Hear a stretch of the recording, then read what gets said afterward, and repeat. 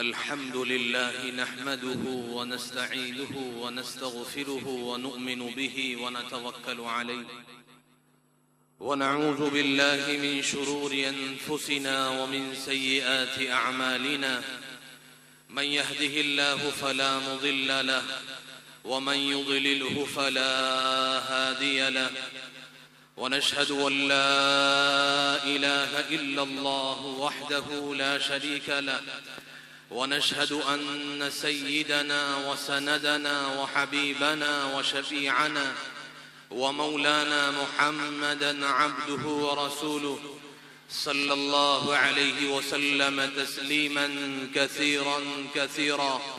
أما بعد فأعوذ بالله من الشيطان الرجيم. بسم الله الرحمن الرحيم.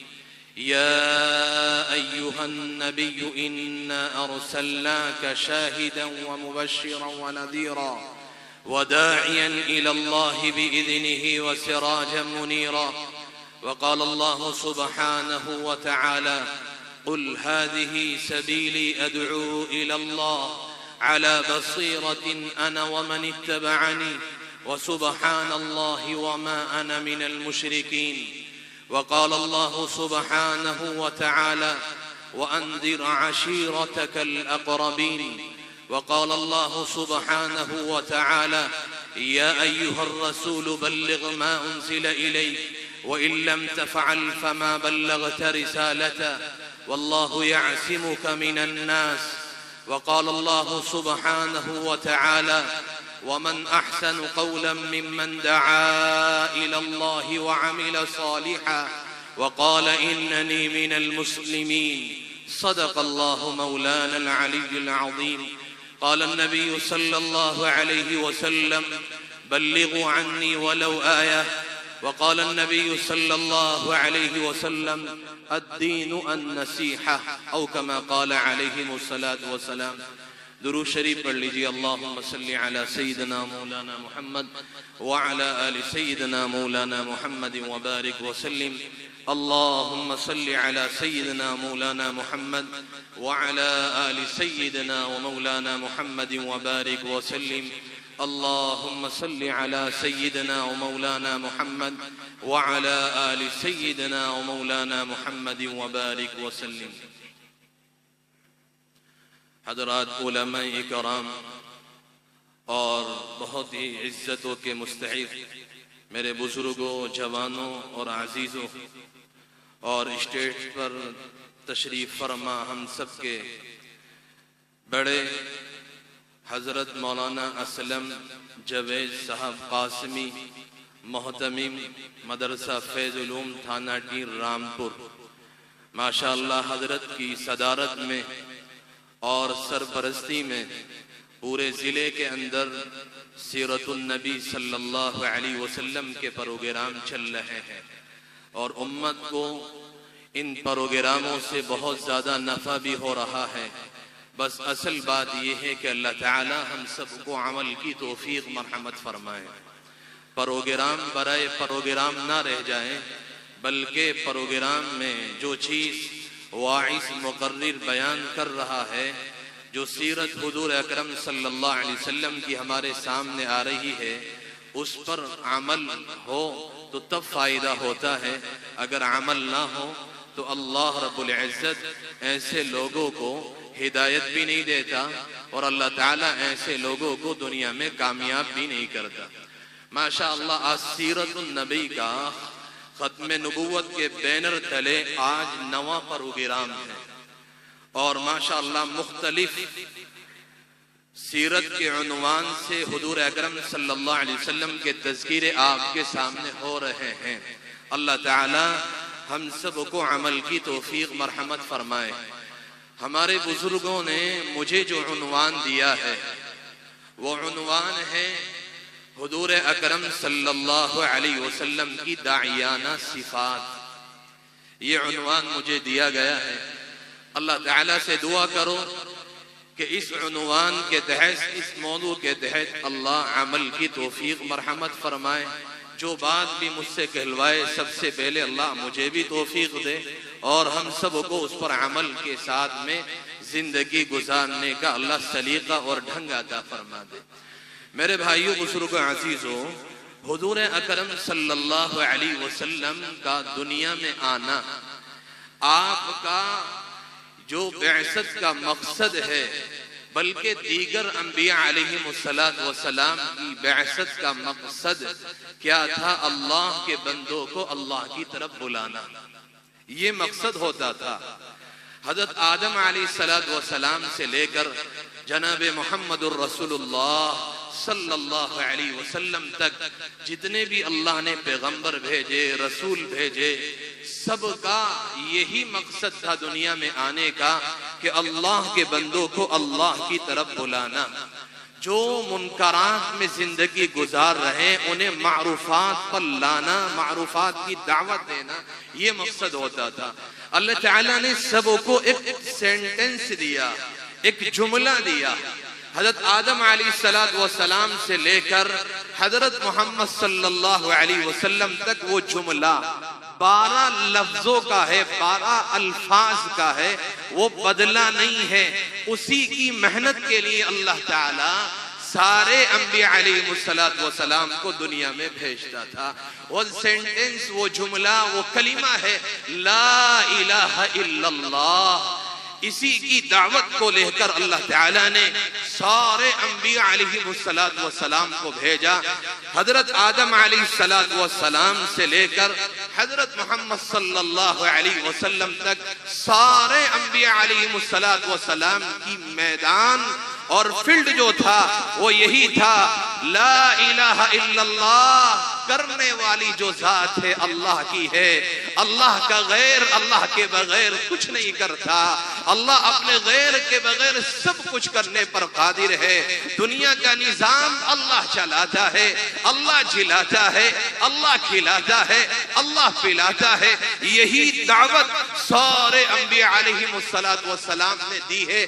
اس کے ساتھ میں اللہ تعالیٰ نے دوسرا جملہ جوڑا ہے، کبھی آدم صفی اللہ ہوا، کبھی ابراہیم خلیل اللہ ہوا، کبھی نوح نجی اللہ ہوا، کبھی لا الہ الا اللہ ابراہیم خلیل اللہ ہو گیا، کبھی لا الہ الا اللہ یوسف صدیق اللہ ہو گیا، کبھی لا الہ الا اللہ موسیٰ کلیم اللہ ہو گیا، کبھی لا الہ الا اللہ عیسیٰ روح اللہ ہو گیا۔ جب آخر میں حضرت محمد صلی اللہ علیہ وسلم اسی مہینے کی 12 تاریخ میں پیر کے دن صبح کے سہانے وقت میں محمد صلی اللہ علیہ وسلم تشریف لائے، اللہ نے انہیں کلمہ دیا لا الہ الا اللہ محمد الرسول اللہ۔ بس یہ کلمہ دیا اور اسی کی محنت اور اسی کا تقاضا اور یہی رسول اللہ صلی اللہ علیہ وسلم کی دن کی رات کی گرمی ہو، سردی ہو، برسات ہو، موسم کسی بھی حالت کا ہو، حالات کیسے بھی ہوں، رسول اللہ صلی اللہ علیہ وسلم نے اس کلمے کی محنت کو نہیں چھوڑا۔ یہی داعیانہ صفت رسول اللہ صلی اللہ علیہ وسلم کی تھی۔ آپ صلی اللہ علیہ وسلم کو اللہ تعالیٰ نے کیا کہا؟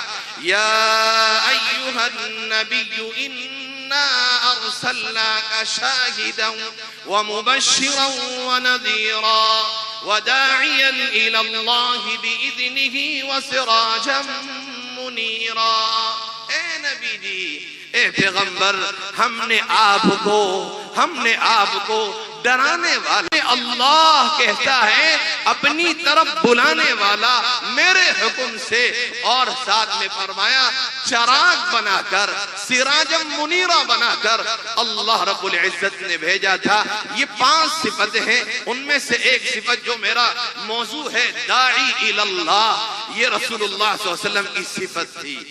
کبھی اللہ رب العزت نے جب یہ محنت عطا فرمائی، یہ ذمہ داری دی، 40 سال کے بعد میں نبوت کا تاج رسول اللہ صلی اللہ علیہ وسلم کے سر پر اللہ نے رکھا، اور حضور صلی اللہ علیہ وسلم کو سب سے پہلے ذمہ داری کیا دی؟ وَأَنذِرْ عَشِيرَتَكَ الْأَقْرَبِينَ وَأَنذِرْ عَشِيرَتَكَ الْأَقْرَبِينَ۔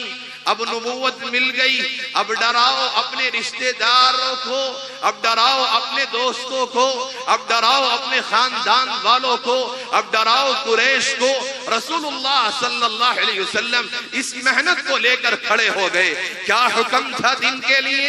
آپ صلی اللہ علیہ وسلم چادر اوڑھ کر بیٹھے ہوئے، اللہ نے کہا یا ایھا المدثر قم فانذر وربک فکبر، یا ایھا المدثر قم فانذر وربک فکبر۔ اے کملی اوڑھنے والے اٹھئے، کھڑے ہوئیے، ڈراؤ اللہ کے بندوں کو اور بڑائی بیان کرو اللہ کی، ربوبیت بیان کرو اللہ کی۔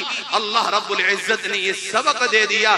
سورہ مدثر کی آیت اتری اور سورہ وانذر عشیرتک الاقربین کی آیت اللہ تعالیٰ نے عطا فرمائی۔ وانذر عشیرتک الاقربین یہ آیت ملتے ہی رسول اللہ صلی اللہ علیہ وسلم نے آواز لگائی، او مکہ کے لوگوں، او میرے خاندان والوں، او میرے رشتہ داروں، آپ نے صفا پہاڑی پر کھڑے ہو کر آواز لگا دی، سارے رشتہ داروں کو جمع کیا، سارے قبیلے والوں کو جمع کیا، جو آیا آ گیا، جو آنا آیا نہیں، اس نے اپنا ایلچی بھیجا، اپنا قاصد بھیجا، جاؤ محمد ابن عبداللہ صلی اللہ علیہ وسلم کی بات کو سن کر آؤ، کیا وہ کہتے ہیں، کیوں جمع کیا ہے؟ میرے آقا حضرت محمد صلی اللہ علیہ وسلم نے جیسے مردوں کو جمع کیا، ایسے جناتوں کو جمع کیا، ایسے ہی عورتوں کو جمع کیا۔ یہی محنت کا مقصد تھا رسول اللہ صلی اللہ علیہ وسلم کا۔ آج ہمارے حضرت صدر محترم جو آپ کو جگہ جگہ جمع فرما رہے ہیں، آج نواں پروگرام آپ کا ہے، یہ رسول اللہ صلی اللہ علیہ وسلم کی سنت ہے، اور آپ کا تذکرہ وہ تو الگ کی بات ہے۔ آپ صلی اللہ علیہ وسلم نے سب سے پہلے صفا پہاڑی کے دامن میں جمع فرما لیا۔ آپ نے عید کی نماز سے پہلے سب میں اعلان کر دیا، آ جاؤ انصاریوں، آ جاؤ مہاجرین کی جماعت۔ نماز سے پہلے آپ کا بیان ہوتا تھا، سارے لوگوں کو، مردوں کو بھی عورتوں کو بھی آپ کا اشتہار دیکھ کر بہت خوشی ہوئی۔ ماشاءاللہ مستورات بھی اس پروگرام میں بیٹھی ہیں پردے کے ساتھ میں، یہ بھی رسول اللہ صلی اللہ علیہ وسلم کی سنت ہے۔ عید کی نماز سے پہلے آپ نے اعلان کیا تھا، چلو عید کی نماز کے لیے ہمیں جانا ہے عیدگاہ، عورتوں کو بھی حکم اور مردوں کو بھی حکم، سب جمع ہو گئے۔ یاد رکھنا رسول اللہ صلی اللہ علیہ وسلم کا مقصد عورتوں کو عید کی نماز پڑھانا نہیں تھا، جیسے ہمارا ایک طبقہ یہ کہتا ہے کہ مسجد میں عورتیں آنی چاہیے۔ بخاری میں لکھا ہے، جو بخاری کو کہتے ہیں کہ بخاری کا حوالہ دو، رسول اللہ صلی اللہ علیہ وسلم کی حدیث اس میں ملتی ہے، آپ نے حیض والی عورتوں کو بھی، نفاس والی عورتوں کو بھی آپ نے عید کی نماز سے پہلے جمع کیا۔ بتاؤ حیض والی اور نفاس والی عورتوں پر تو نماز نہیں، آپ نے کیوں جمع کیا تھا؟ آپ کا مقصد تعلیم تھا، آپ کا مقصد ہدایت دینا تھا، آپ کا مقصد رسول اللہ صلی اللہ علیہ وسلم پر جو اللہ نے قرآن اتارا تھا اس کا سبق دینا تھا۔ ورنہ حیض اور نفاس والی عورتوں کو کون جمع کرتا؟ اس کے لیے نماز کا حکم ہے نہیں ہے نا؟ تو یہ بخاری کی روایت ملتی ہے، آپ نے نماز سے پہلے بیان فرمایا، سب کے لیے ہوا، اور پھر اعلان کر دیا حیض والی الگ ہو جائیں، نفاس والی عورتیں الگ ہو جائیں، اب ہم نماز پڑھیں گے۔ تو یہ رسول اللہ صلی اللہ علیہ وسلم کی سنت ہے، آپ نے عید کی نماز سے پہلے جمع کیا، پھر اس کے بعد میں عورتیں جمع ہو گئی، کہنے لگی یا رسول اللہ صلی اللہ علیہ وسلم، آپ عید کی نماز سے پہلے آپ کا جو بیان ہوتا ہے مردوں کے لیے بھی ہوتا ہے، عورتوں کے لیے بھی ہوتا ہے، ہمیں ایک الگ مجلس ہمارے لیے قائم فرما دو۔ پھر رسول اللہ صلی اللہ علیہ وسلم عید کی نماز کے بعد میں الگ سے عورتوں میں بیان فرماتے تھے، یہ رسول اللہ صلی اللہ علیہ وسلم کی سنت ہے۔ تو میں نے عرض کیا، آپ نے جوانوں کو جمع کیا اور اسی طریقے سے عورتوں کو جمع کیا، اور جناتوں کو بھی 6 مرتبہ رسول اللہ صلی اللہ علیہ وسلم نے جمع کر کر قرآن کی تعلیم دی۔ آپ نے لا الہ الا اللہ محمد الرسول اللہ اس کا سبق دیا، اس کے تقاضے بتائے، اور بتایا ہمیں دنیا میں اللہ تعالیٰ نے کیوں بھیجا ہے، کیونکہ یہی تو دو یہ انسان اور جنات کی جماعت ہے جس کے لیے عبادت کا حکم اللہ تعالیٰ کرتا ہے. وَمَا خَلَقْتُ الْجِنَّ وَالْإِنسَ إِلَّا لِيَعْبُدُونَ. جنات اور انسان کا مقصد ہے نا عبادت کرنا. تو رسول اللہ صلی اللہ علیہ وسلم نے 6 مرتبہ انہیں بھی جمع فرمایا. تو میں عرض کر رہا تھا آپ کی داعیانہ صفت پر میری بات چل رہی ہے. رسول اللہ صلی اللہ علیہ وسلم نے جمع فرما کر کہا سب سے پہلے آپ نے دعوت کی چیز کی تھی. دیکھو آپ صلی اللہ علیہ وسلم نے فرمایا میں آپ سے یہ کہوں کہ ادھر پہاڑ کے پیچھے ایک فوج ہے جو آپ پر حملہ کرنا چاہتی ہے, آپ مجھے سچا جانو گے؟ سب نے بیک زبان ہو کر کہا ہاں محمد ابن عبداللہ آپ صادق ہیں, کبھی آپ کی زبان سے ہم نے جھوٹ بات نہیں سنی, آپ امین ہیں, آپ امانت دار ہیں, آپ جو کہتے ہیں سچ ہی بات آپ کی زبان سے نکلتی ہے. آپ نے سب سے پہلے اپنے کردار کی, اپنے کریکٹر کی دعوت دی ہے. کس کی دعوت دی ہے؟ اپنے کردار کی رسول اللہ صلی اللہ علیہ وسلم نے دعوت دی ہے.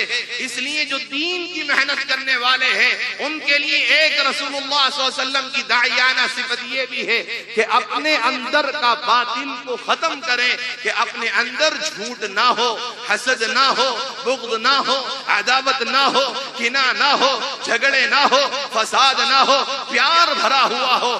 اگر کوئی بھی بات ہماری زبان سے نکلے تو اس میں سچائی بھرا پیغام ہو, کوئی بھی جھوٹ بات کی بو بھی ہماری زبان سے نہ آنی چاہیے. یہ رسول اللہ صلی اللہ علیہ وسلم نے سب سے پہلے اپنے کریکٹر کی دعوت دی. پھر اس کے بعد میں حضور نے فرمایا یا ایھا الناس, اب جمع ہونے کا مقصد فرما رہے ہیں یا ایھا الناس قولوا لا الہ الا اللہ تفلحوا. اے لوگو کلمہ پڑھ لو, کامیابی اس میں ہے. یہ رسول اللہ صلی اللہ علیہ وسلم نے سب سے پہلے دعوت دے دی. جیسے دعوت دی تو آپ کا چچا جو ابو لہب تھا اس نے پتھر پھینک کر مارا, اور پتھر ہی نہیں مارا بلکہ جملے بھی کسے, کیا کہا تبا لک سائر اليوم لہذا جمعتنا, تبا لک سائر اليوم لہذا جمعتنا. ہلاکت ہو, نعوذ باللہ, یہ الفاظ بولے کہ تو نے اس وجہ سے ہمیں یہاں جمع کیا ہے. آپ صلی اللہ علیہ وسلم نے اپنی زبان سے کچھ نہیں کہا بلکہ اللہ تعالیٰ نے تبت یدا ابی لہب وتب ما اغنى عنه ماله وما كسب سيصلى نارا ذات لهب وامرأته حمالة الحطب في جيدها حبل من مسد. یہ سورت اتاری اور اس میں کہا ابو لہب کے ہاتھ ٹوٹ جائیں, برباد ہو جائیں, اس کی بیوی ام جمیل بھی. اللہ رب العزت نے یہ سورت اتار کر قیامت تک کے لیے لعنت برسا دی کہ جو بھی ایمان والا بندہ یا ایمان والی بندی سورہ لہب کی تلاوت کرے گی وہ ابو لہب پر لعنت برسائے گی. مرد پڑھیں گے تو وہ بھی کیا لعنت بھیجیں گے. تو آپ صلی اللہ علیہ وسلم نے سب سے پہلے کہاں جمع کیا؟ صفا پہاڑی پر, اس کے دامن میں آپ صلی اللہ علیہ وسلم نے جمع فرما لیا. تو آپ صلی اللہ علیہ وسلم کو جب اللہ تعالیٰ نے یہ نبوت والی ذمہ داری دے دی, آپ کی صبح بھی, آپ کی شام بھی, آپ کا دن بھی, آپ کی رات بھی, آپ جس موسم میں بھی ہوتے تھے اللہ کے بندوں کو اللہ کی طرف بلائے بغیر آپ کو نیند نہیں آتی تھی. آپ یوں ہی نہیں بیٹھتے تھے بلکہ اللہ کے بندوں کو اللہ کی طرف بلانے میں, چاہے وہ سفر کا تقاضا ہو یا کوئی اور, آپ صلی اللہ علیہ وسلم کسی مقصد کے لیے جا رہے ہوں, آپ نے اللہ کے بندوں کو اللہ کی طرف بلایا. سفر میں آپ صلی اللہ علیہ وسلم جا رہے تھے, ایک دیہاتی سامنے آیا. حضور نے فرمایا این ترید, کہاں کا ارادہ ہے, کہاں جا رہے ہو؟ اس نے کہا میں اپنے گھر جا رہا ہوں. آپ صلی اللہ علیہ وسلم نے دیکھو سفر میں بھی دعوت کا, آپ صلی اللہ علیہ وسلم کیسا آپ کا ذہن تھا اور کیسے آپ صلی اللہ علیہ وسلم ہما وقت تیار رہتے تھے. آپ نے فوراً کیا کہا؟ آپ نے کہا بھائی کلمہ پڑھ لو, کامیابی اس میں ہے. کہنے لگا جو بات آپ زبان سے کہہ رہے ہیں اس کے بعد آپ پر کوئی دلیل ہے؟ جو آپ کہہ رہے ہیں میں اللہ کا رسول ہوں, اللہ ایک ہے, آپ کے پاس کوئی دلیل ہو تو بتاؤ. رسول اللہ صلی اللہ علیہ وسلم نے کہا هذه الشجر, کہ یہ جو درخت ہیں, یہ جو درخت ہیں یہ میری گواہی دے گا, یہ میری گواہی دے گا. آپ صلی اللہ علیہ وسلم نے بلایا کہ یہ درخت گواہی دے گا, درخت گواہی دے گا, ہاں یہی گواہی دے گا. درخت کیسے گواہی دے دے گا؟ یہی گواہی دے گا. حضور نے فرمایا اے درخت ادھر آؤ. حضور صلی اللہ علیہ وسلم درخت کو آواز لگائی. حیات الصحابہ میں روایت موجود ہے وہ درخت ہلا, اس نے اپنی جڑوں میں جو وہ رکا ہوا تھا اسے توڑا اور زمین کے سینے کو چیرتا ہوا حضور اکرم صلی اللہ علیہ وسلم کے سامنے آ کر کھڑا ہو گیا اور اس نے کہا جو رسول اللہ صلی اللہ علیہ وسلم بات کہہ رہے ہیں بات یہی ہے, تو بات مان لے. 3 مرتبہ رسول اللہ صلی اللہ علیہ وسلم نے شہادت طلب کی اور 3 مرتبہ درخت نے شہادت حضور اکرم صلی اللہ علیہ وسلم کے حق میں دی کہ آپ اللہ رب العزت نے آپ کو آخری نبی بنا کر بھیجا. وہ جو دیہاتی تھا وہیں کھڑا کھڑا کہنے لگا اشہد ان لا الہ الا اللہ وحدہ لا شریک لہ واشہد ان محمدا عبدہ ورسولہ. وہیں کلمہ پڑھ کر اسلام کے اندر داخل ہو گئے. آپ صلی اللہ علیہ وسلم ایک اور سفر میں نکلے ہوئے. سفر کون سا تھا؟ ہجرت کا سفر ہے. کون سا؟ ہجرت کا سفر ہے.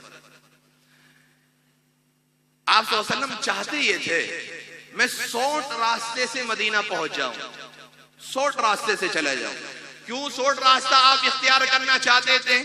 اس لیے کہ آپ کے پیچھے کفار و مشرکین نے لوگوں کو دوڑا دیا تھا کہ جو محمد ابن عبداللہ صلی اللہ علیہ وسلم کی خبر لائے گا یا نعوذ باللہ آپ کا سر لے کر آئے گا اس کو 100 اونٹ ملیں گے, وہ آپ کا پتہ بتا دے.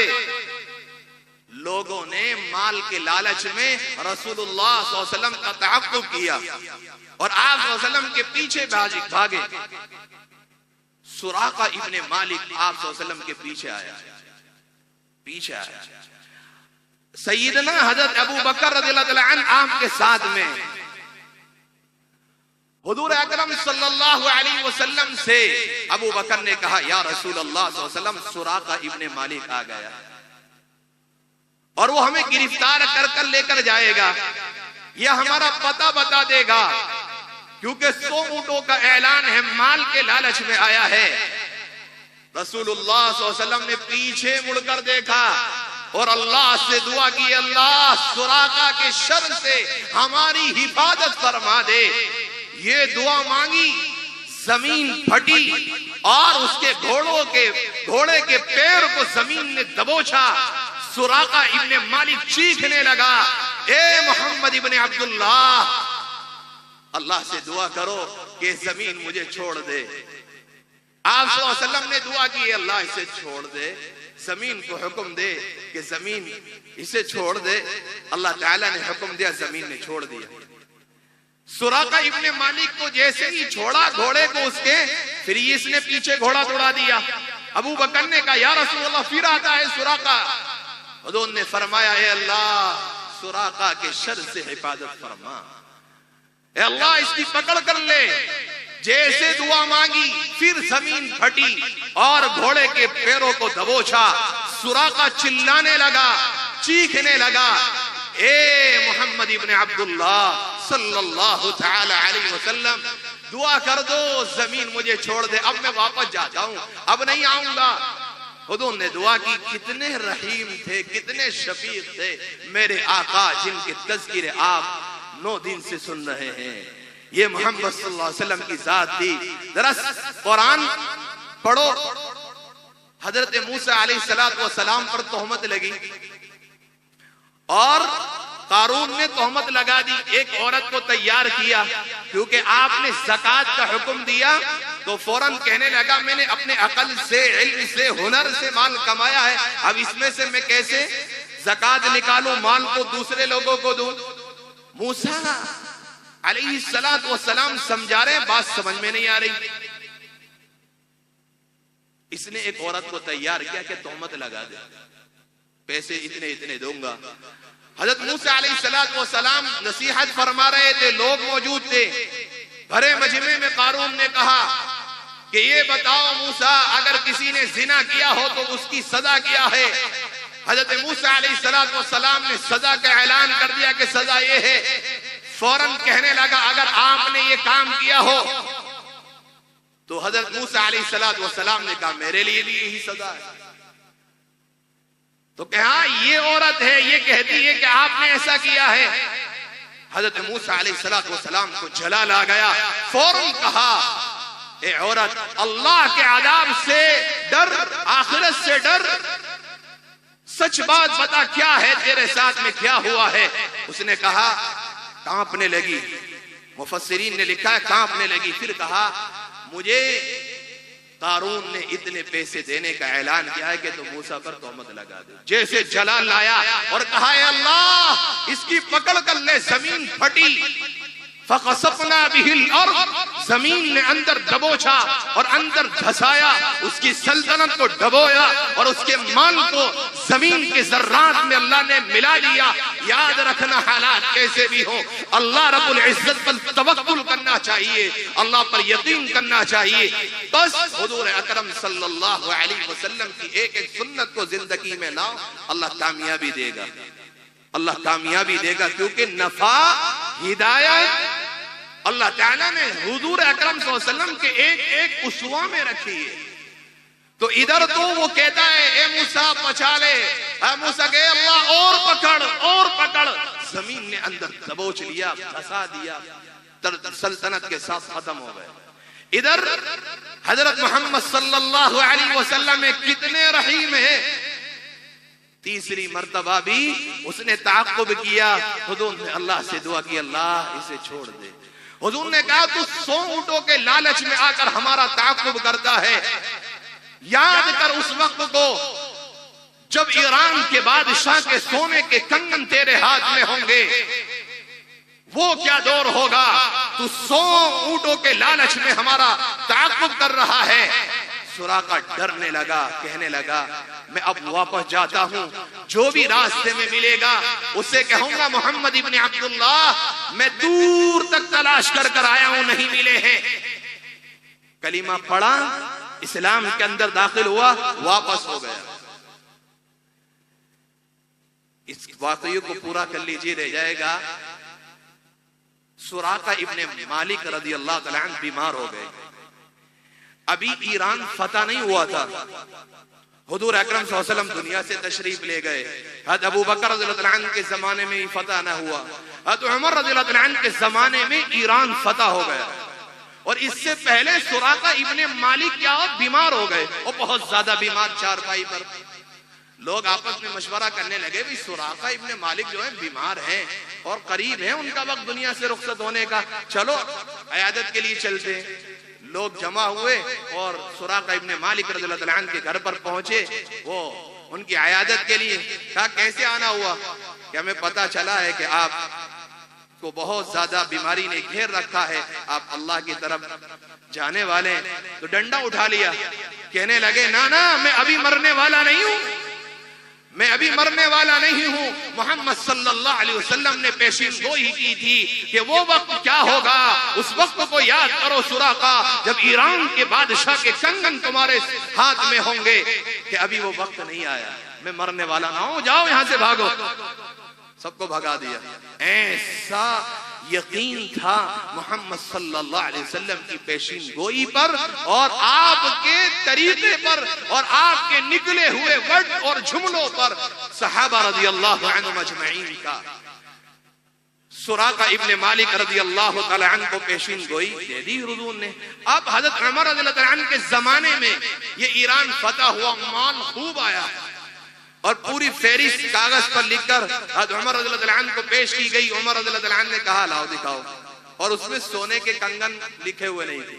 حضرت عمر رضی اللہ عنہ نے کہا بھائی دیکھو مال اور ہے اس میں۔ کہا نہیں حضرت ہم نے تلاش کر لیا کچھ نہیں مل رہا۔ کہا سونے کے کنگن بھی ہوں گے، جاؤ تلاش کرو، اور تلاشی لی تو وہ سونے کے کنگن مل گئے۔ حضرت عمر رضی اللہ تعالی عنہ نے وہ سونے کے کنگن سراقہ ابن مالک رضی اللہ تعالی عنہ کو پہنائے اور کہا جو رسول اللہ صلی اللہ علیہ وسلم نے پیشین گوئی تمہیں دی تھی، آج وہ پیشین گوئی محمد صلی اللہ علیہ وسلم کی پوری ہو گئی۔ حضرت سراقہ ابن مالک رضی اللہ تعالی عنہ بہت زیادہ خوش ہوئے۔ تو میں عرض کر رہا تھا حضرت محمد صلی اللہ علیہ وسلم چاہتے تھے 60 راستے سے مدینہ جائے، 60 راستے سے، تو حضرت سعد رضی اللہ عنہ ساتھ میں تھے، انہوں نے کہا یا رسول اللہ صلی اللہ علیہ وسلم یہ جو رقوبہ گھاٹی کے پاس سے جو راستہ مدینہ ہو کر جا رہا ہے یہ سوڑ راستہ ہے، اور اس کے علاوہ جو دوسرا راستہ جا رہا ہے وہ لمبا راستہ ہے۔ حضور نے فرمایا اس سے چلتے ہیں، رقوبہ گھاٹی سے جو راستہ گیا اس سے چلتے ہیں۔